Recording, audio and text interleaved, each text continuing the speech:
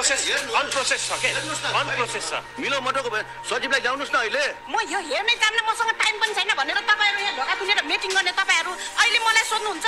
म एउटा पीडित महिलालाई सोध्नुहुन्छ घुस उठाइदिने मान्छे हो तपाई यहाँ घुस उठाइदिनको लागि बस्नु भएको हो चयनमा चाहिँ म एउटा गलत छु भन्ने मान्छे लिएर आउनुस् म अहिले राजीनामा दिन्छु तपाई बीचमा बसेर सचिव र उहाँको मिडिएटरको रूपमा तपाई एकदम गलत कुरा गर्नुभयो के सर टिटिङ भन्नुभयो बा 3 लाख त म त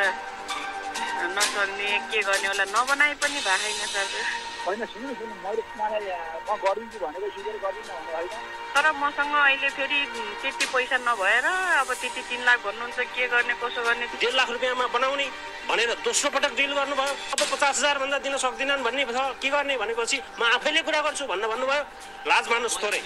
सर म हजुरसित लिनु भयो भने मैले छैन भनिसकेपछि उहाँले चाहिँ फेरि 1.5 लाखमा चाहिँ जन्मदर्ता लिएर जानु यो तपाईको प्राइभेट प्रपर्टी हो यो तपाईको घरमा आएको हो तपाईको प्राइभेट प्रपर्टी हो यो सरकारी सम्पत्ति होइन मैले त्यो शब्द मैले भनेकै छैन भन्दै नभनेको शब्द उहाँले नागरिकताको सिफारिस तपाई माथि पनि बुझाउनु पर्छ भन्नुहुन्छ सचिवले माथि पनि उहाँले माथि भन्नुभएको छैन डाइरेक्ट अध्यक्षज्यू मान्नु भएन 3 लाख रुपैयाँ माग गरेका सचिवले बेलुका तपाईसँग के भने 50,000 मा सक्दिन भने त्यस्तै भन्यो भन्नुभयो उहाँले 50,000 मा सक्दिन भन्नुभयो हामीले चाहिँ अब प्रत्येक पलल भन्छु बढायो भने 10 जति बढाउनु